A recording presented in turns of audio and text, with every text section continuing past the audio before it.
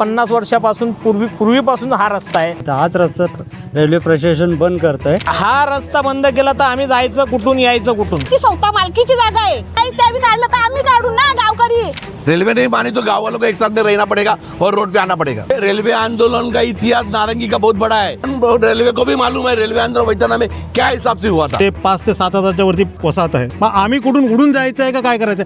वेळेवर जर एखादा व्यक्ती मरायला पडला तर आम्ही काय रेल्वेत आणून टाकायचं का त्याला? अपन शिवाय कोई न्याय देना नहीं. ऐसे ही प्रशासन हमें धमकाता रहेगा, कुछ ना कुछ करता रहेगा. पप्पा की सोच पहले से ही है, इसलिए इतना विरार डेवलप हुआ. विरार पहले क्या था? नोटीस आम्हाला कुठल्याही पद्धतीने आलेली नाही. पर तुम्ही रोड कसं काय बंद करू शकता? पॉलिटिकली पावर आनी मांगते उसको आने के लिए तैयार नहीं है. अभी उन लोग को छोड़ के गाँव वाले को आगे आना पड़ेगा. देखो खासदार उनका है, आमदार जी दोनों उनके बीजेपी के, वेस्ट के चारों कॉर्पोरेट बीजेपी के. तो उन लोग को तो मालूम पड़ा होना मांगता है, सब कुछ उनका है. ऊपर से कोई पूछने वाला कोई पूछने वाला नहीं. भले ठाकुर साहब आमदार नहीं कुछ नहीं, मगर उनके सिवा कोई न्याय नहीं दिला पाएगा, ऐसा मेरे को लग रहा है. आप रास्ता लेकर रहेंगे. हाँ 101%. नमस्कार, मैं सचिन दीक्षित. इस वक्त मैं उपस्थित हूँ नारंगी फाटक के ठीक सामने. आप देख सकते हैं यहाँ पर, क्योंकि वो ओवरब्रिज बनने के बाद में इस फाटक का इस्तेमाल कम हो, उसको लेकर रेलवे अपने अधिकृत जगहों को अब अपने परिसर में ले रही है, अपनी तरफ ले रही है. उसके लिए देख रहे हैं ये पिलर लगाए जा रहे हैं. इन पिलर लगाने के साथ साथ इसे और आगे भी लगाया जा रहा है. लेकिन यहाँ पे जो ग्रामीण लोग हैं, जो गांव के लोग हैं, उनका साफ तौर पे कहना है ये गांव जाने का जो रास्ता है ये वर्षानुवर्ष है. यानी इस तरफ जो मंदिर है, शंकर मंदिर, वो करीबन 100 साल पुराना बताया जा रहा है. 100 वर्ष पुराना मंदिर जाने का ये रास्ता है, गांव में जाने का रास्ता है. लेकिन रेलवे का कहना है कि ये परिसर, ये जगह, ये क्षेत्र उनके अंडर में आता है, इसलिए उसे अपने अंदर करके उसे अधिकृत करने का प्रयास कर रही है. ऐसे में गांव के लोगों का साफ तौर पे कहना है कि लंबे समय से जो लोग इस रास्ते से जा रहे हैं, आ रहे हैं, उन्हें अब उस रास्ते से आना जाना रोकना ये गलत है. इस पर ग्रामीणों से बातचीत करते हैं और आखिर उनका क्या कुछ कहना है. काय सांगणार तुम्ही? आमची बिल्डिंग इथे झाली 5-6 वर्षापासून 15 माळ्याची बिल्डिंग झाली आहे तयार. आम्हाला रेल्वे NOCचं परवानगी आहे, BMCची NOC, VVMCची NOC घेतली आहे आम्ही. परत अग्निशमनची NOC, आम्हाला सगळे NOC दिले आहेत गव्हर्नमेंटच्या रूलनुसार. आणि आता अचानक रेल्वेचे प्रशासनाने इथे रस्ता बंद करायचं काम जे चालू केलं आहे, तर आम्ही हे काम बघून आम्हाला शॉकिंग झालं आहे की हा म्हणजे आमच्यापासून पण पूर्वीपासून इकडे 2 गावं आहेत जे लोक जवळजवळ 50 वर्षापासून इकडे राहत आहेत. ते सगळे लोक इथे तेच सांगतात की इथे हा 50 वर्षापासून पूर्वीपासून हा रस्ता आहे. इकडे मंदिर पण आहे. 100 वर्षापूर्वीचं मंदिर आहे. तर रेल्वे प्रशासनाला मला एवढंच विचारायचं आहे की तुम्ही या कामाचं कोणाला काही नोटीस दिलेली नाही आहे किंवा प्रशासनाने याच्याबद्दल काही कोणाला ग्रामस्थांना किंवा इथे बाजूचे रहिवासी आहेत त्यांना काही विचारपूस केली नाही आहे, काही केलं नाही आहे. अचानक काम चालू केलं, मनमानी काम चालू आहे. आणि आम्ही आता इथं सगळे एवढे गावकरी राहतात, इकडे बाजूला रहिवासी राहतात. रात्री बेरात्री म्हातारे लोक, लहान पोरं शाळेत जातात. अचानक कुणाची तब्येत बिघडली, इकडनं यायला जायला सगळा हाच मार्ग आहे, एकच मार्ग आहे. तर हा रस्ता बंद केला तर आम्ही जायचं कुठून, यायचं कुठून, हा आमचा प्रश्न आहे. रेल्वे प्रशासनाला हुकुमशाहीच चालली ही. काय सांगणार बाबा तुम्ही याबद्दल? इथे आता राहायला आलेलो आहोत. इथे पूर्वीपासून फार जुने रहिवासी राहतात, ते गावच आहेत इथे. आणि त्या गाववाल्यांचा आणि इथल्या रहिवाशांना जाण्याचा हा एकमेव रस्ता आहे. आणि याच रस्त्याने आम्हाला सोसायटीमध्ये का गावात जाता येतं. आता हाच रस्ता रेल्वे प्रशासन बंद करत आहे.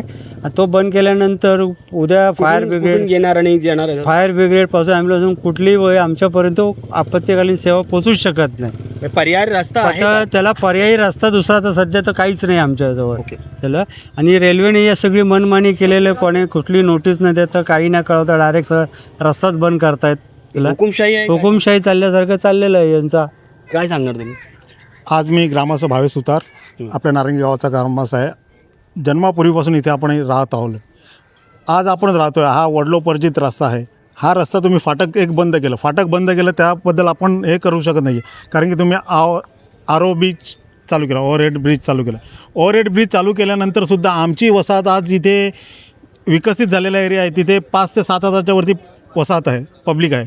मग त्या पब्लिकला येण्या जाण्यासाठी पर्यायी मार्ग हा एकच आहे. एक मार्ग असताना तुम्ही मार्ग बंद करणार, मग आम्ही कुठून उडून जायचं आहे का काय करायचं आहे? वेळेवर जर एखाद्या व्यक्तीला काही अडचण आली, काही झालं, काही ॲम्ब्युलन्स कुठे जाणार? ॲम्ब्युलन्स कुठे जाणार, काही झालं, आता एखादा व्यक्ती मरायला पडला तर आम्ही काय रेल्वेत आणून टाकायचं का त्याला दवाखान्यात नेऊ नाही शकणार, आपण दवाखान्यापर्यंत पोहोचू नाही शकत, मग त्याला काय रेल्वेतच टाकावा का? त्या नोटीसबद्दल काय दिले? नोटीस आम्हाला कुठल्याही पद्धतीने आलेली नाही आहे. आता काही इथे सूचना, आमच्या काय? आधीचे पण ग्रामस्थ आहेत, वरिष्ठ लोक पण आहेत, सर्वांना आहे. आता तुम्ही ग्रामस्थांना द्यायला पाहिजे. आपल्या इकडे जर एरिया डेव्हलपमेंट झाला आहे, विकसित झालेल्या एरियाला तुम्ही नाही नोटीस दिली. ग्रामस्थांना, कुठले ग्रामस्थ आहेत, पोलीस पाटील आहेत, घेतात. नगरसेवक आहेत, तुम्ही त्यांना तर आधी कळवायला पाहिजे होतं ना. नगरसेवक पण काहीच कोणाला ह्या गोष्टीची माहिती नाही आहे.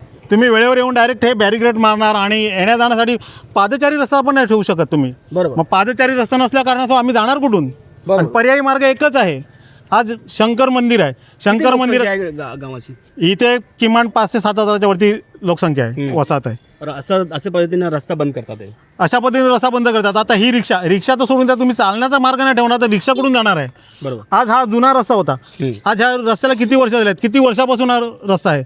जेव्हा माझा जन्म नव्हता, काहीच नव्हतं, तेव्हापासून हा रस्ता आहे. आज तो रस्ता तुम्ही बंद करून आम्हाला येण्या जाण्याचा मार्गच बंद करतात, तर आम्ही जावं कुठे? रेल्वे प्रशासनाला एकच विनंती करतो का तुम्ही आम्हाला पर्यायी मार्ग काढून द्यावा. अब आप समझिए, इसमें 5 से 6 हजार लोक संख्या के लोग रहते हैं. एक एम्बुलेंस अगर जानी होगी तो किस रास्ते से जाएंगे? यानी अगर आरोग्य सेवा हो, कोई अगर भगवान न करे कहीं आग लग जाए तो अग्निशमन कैसे, यहाँ पे गाड़ियाँ कैसे जाएंगी? ये तमाम चीज़ों को छोड़कर रेलवे अपनी जगह को पहले कब्जा कर रहा है, लेकिन लोगों की मूलभूत आवश्यकता, मतलब आरोग्य व्यवस्था हो या आपातकालीन व्यवस्था हो, उसको जाने के रास्ता कैसे ढूंढे, उसके लिए कोई बातचीत नहीं, कोई चर्चा नहीं. काय सांगणार तुम्ही? काय आम्ही तर इथलंच रहिवाशी आहे. आमची झाडं सर्व लावलेली रेल्वेवाल्यांनी तोडून टाकून देते. ती सांगतात आमची जागा आहे, आम्हाला काय मोबदला दिलेलाच नाही ते झाडांचं. आणि आता रोड बनव करायला आमचं घर, आम्ही जाणार येणार कुठून? ओके. काय सांगणार तुम्ही? सरकारला काय सांगणार? सरकार सांगते झाडे लावा, झाडे जगवा. मग इतकी झाडं तोडली तेव्हा कोणच नाही आला आम्हाला सांगायला. आम्ही इकडनं पाणी नेऊन ही झाडं सर्व लावली ती, आणि सर्व झाडं तोडली त्यावेळी. ही हुकुमशाही आहे, काय सांगणार? मग हुकुमशाहीच चालली त्यांची. आणि आम्हाला प्लस आता रोड तुम्ही कशाला बंद करायला लावले? तुम्हाला करायचं आहे तर पुढून करा ना. यो रोड का बंद करायला लावले? आणि ही जागा आमची आहे, मेन ही जागा आमची आहे, त्याला जागा नको. मग इथे हे बॅरिकेड कशाला लावल्यात? मग असंच रस्ता जाणार ना. बरोबर. मग ही जागा आता मग कोण घेणार? म्हणजे आमची ती स्वतः मालकीची जागा आहे आणि त्यांना जागा नको. काय आता काय तुम्ही सरकारची काय मागणी करणार? हे रस्ता पाहिजे ना तुम्हाला? आम्हाला तर रस्ता पाहिजे, तर आम्ही जाणार येणार मोकळा कुठून? हा, हे तर आम्ही नाही त्यावेळी काढलं तर आम्ही काढू ना. गावकरी इतकं गावकरी आहेत आमचे. बरोबर. आम्ही काय सांगणार? रस्ता अगर मान लो नहीं हटाया, आम्हाला जर रेल्वे प्रशासनाने इकडनं पर्यायी मार्ग नाही दिला तर आम्ही रस्त्यावर उडून आम्ही आंदोलन करू. पक्का. पक्का तो उनके पास तो केंद्र के वो आखिर दबाव बनाएंगे, त्यांनी दबाव टाकणार तुम्हाला. दबाव टाकण्याच्या आधी ज्या तुम्हाला वेळेस आवश्यकता होती, रेल्वे तुम्हाला वाढवायची होती, त्यावेळेस तुम्ही ग्रामस्थांकडनं जागा विकत घेतली. ग्रामस्थांना, जागे मालकाला तुम्ही पैसे दिले, मोबदला दिला, जागा विकत घेतली आणि त्यांना आश्वासन दिलं का तुम्हाला पुढे काही प्रॉब्लेम होणार नाही, तुम्हाला रस्ता सोडण्यात येईल. मग आता का रेल्वे प्रशासन आमच्यावर दुर्लक्षित करते? बरोबर. काय सांगणार तुम्ही? काय सांगणार? रेल्वे प्रशासनाने ज्यावेळेस हे मोजमाप केलं ना, तर हा रस्ता सोडून मोजमाप केला. म्हणजे हा रस्ता मंदिराला जाण्यासाठी ठेवलेला घेतला. मग मध्येच रेल्वे प्रशासनाने हे खांब टाकणं योग्य नाही आहे, कारण त्या बाजूला जाण्यासाठी प्रशासनाने आधी काहीतरी सोय करायला हवी. पर्याय रस्ता कोण नाही आहे ना? नाही आहे. काय सांग सर, हे बघा, हा जो रेल्वे गेट जो बनलेला होता ना, फक्त नारंगी गावासाठी होता. पहिले ईस्ट वेस्टला फक्त कुठली वस्ती नव्हती, फक्त शेती होती. म्हणजे हा रेल्वे गेट कशासाठी रेल्वेने बनवलेला होता?